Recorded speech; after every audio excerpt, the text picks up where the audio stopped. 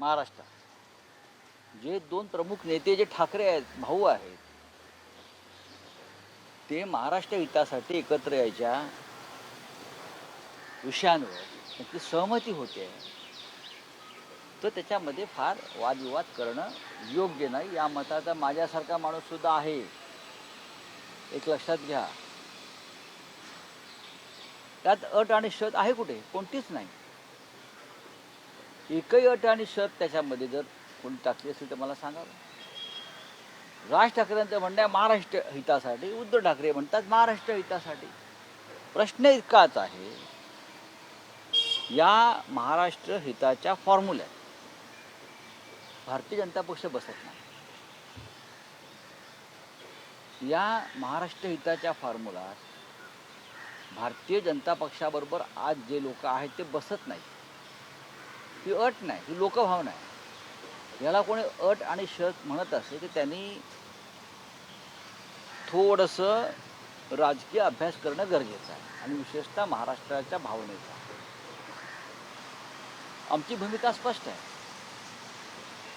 आम्ही जी जान से महाराष्ट्र हितासाठी काम करायला तयार आहोत. माझ्यासारखा माणूस जो आहे, याने अनेक वर्ष माननीय बाळासाहेब ठाकरेंबरोबर काम केलेलं आहे, माननीय राज ठाकरे यांच्याबरोबर काम केलेलं आहे, माननीय श्रीकांत ठाकरे यांच्याबरोबर काम केलेला माणूस आहे. मी माझं आता पुढलं संपूर्ण आयुष्य मी राज आणि उद्धव साहेब यांच्यावर एकत्र काम केलेलं आहे. आता मी राजसाहेब, माननीय आदित्य ठाकरे यांच्यावर काम करतो आहे. महाराष्ट्र हित हेच आमचं ध्येय आहे. मराठी माणसाचा स्वाभिमान. ज्या एका उच्च ध्येयासाठी माननीय बाळासाहेब ठाकरे यांनी शिवसेनेची स्थापना केली, तो ध्येय का होतं? महाराष्ट्र आणि मराठी माणूस.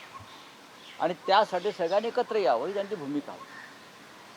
आता जर मतभेद, वाद हे दूर ठेवून मतभेदाचे जोडे बाहेर काढून या संदर्भात काम करणारे लोक एकत्र येणार असतील तर आम्ही त्यांचं स्वागत केलेलं आहे ना. कोणतेही अट आणि शर्त याच्यामध्ये उद्धवजींनी टाकलेली नाही. महाराष्ट्र हितालाच प्राधान्य द्या, आणि जे महाराष्ट्राचे आणि महाराष्ट्र हिताचे शत्रू आहेत त्यांच्या पंक्तीलाही बसू नका. यात कोणती अट आणि शर्त आहे? कोणती अट आणि शर्त आहे? अजिबात. मला मनसेतून काय म्हणते याच्यापासून म्हणायचं. राज ठाकरे म्हणालेत का? पण त्यांच्या पक्षाचे नेते राज ठाकरे बाहेर आहेत, ते कुठे असू द्या, देशाच्या बाहेर आहेत. त्यांनी जे विधान केलं आहे त्याच्यावरती आम्ही माननीय उद्धवजींनी त्याच्यावरती प्रतिविधान केलेलं आहे. त्याच्यामुळे कोण काय म्हणते त्याच्याकडे आता लक्ष देऊ नका. नाही, तुम्हाला वाटते म्हणून मी अजिबात उत्तर देणार नाही. माननीय राज ठाकरे साहेबांनी जे सांगितलेलं आहे त्याच्यावरती माननीय उद्धव ठाकरे साहेबांनी व्यवस्थित मराठी माणसाला आणि महाराष्ट्राच्या गावातल्या शेवटच्या माणसाला कळेल अशा पद्धतीनं आपली भूमिका मांडली आहे. महाराष्ट्र हिताला सर्वोच्च प्राधान्य. जे महाराष्ट्र हिताच्या आड येतील त्यांना घरातसुद्धा घेऊ नका आणि घ्यायचं नाही, आणि त्यांच्या पंक्तीलाही बसू नका, त्यांचं आगत स्वागत करू नका. या चुकीचं काय? आमच्या घरामध्ये मोरारजी देसाईंचा फोटो कोणी लावतो का प्रधानमंत्री म्हणून? नाही ना, नाही लावणार, अजिबात लावणार. आमची जर सरकारी कार्यालय असती तर महाराष्ट्राचे शत्रू असलेले मोदींचा फोटो आम्ही लावणार नाही. हे दोघे महाराष्ट्राचे शत्रू आहेत. त्यांनी महाराष्ट्र लुटला, त्यांनी महाराष्ट्र तोडण्याचा सामाजिकदृष्ट्या तोडला महाराष्ट्र. त्यांनी बाळासाहेब ठाकरेंची महाराष्ट्राचा स्वाभिमान जपणारी शिवसेना तोडली. हे शत्रू आहेत.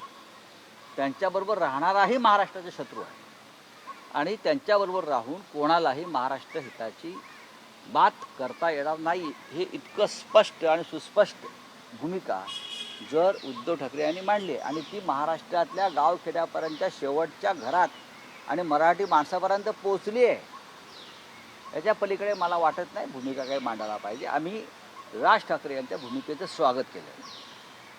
त्याच्या पलीकडे काय हवं आहे तुम्हाला? अजून कोण काय म्हणते ते मी कशाला उत्तर देऊ? हो, पण त्यांच्या पक्षातून जी प्रतिक्रिया येते की जसं हिंदुत्ववादी कोण हे सर्टिफिकेट भाजप देऊ शकत नाही, तसं महाराष्ट्रद्रोही कोण हेही शिवसेना उद्धव बाळासाहेब ठाकरे ठरवू शकत. याच्यावरती काय उत्तर देण्याची गरज नाही.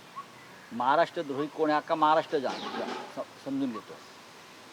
जर तुम्हाला समजत नसेल तर माननीय राज ठाकरे यांना एक ट्रेनिंग स्कूल काढावी लागेल. आणि राज ठाकरे फार सुज्ञ नेते आहेत, त्यांनाही माहिती आहे महाराष्ट्रद्रोही कोण.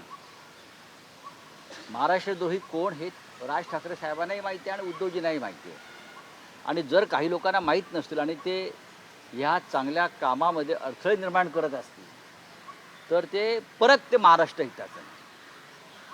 म्हणजे कोणीतरी एक शक्ती आहे, जी शक्ती महाराष्ट्रद्रोह्यांच्या पक्षामध्ये आहे, जी या सगळ्या गोष्टी बाहेर राहून ऑपरेट करते आमच्या पक्षामध्ये.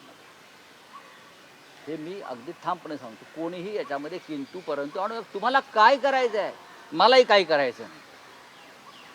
मला माझ्या पक्षाने सांगितलेलं आहे, आम्ही ठरवलेलं आहे, महाराष्ट्र हितासाठी आपण पुढलं प्रत्येक पाऊल हे मराठी माणूस आणि महाराष्ट्र हितासाठी आपण टाकलं पाहिजे. हा आमच्या पक्षाची भूमिका आहे, ती उद्धव साहेबांनी पक्षाचे प्रमुख म्हणून व्यक्त केली.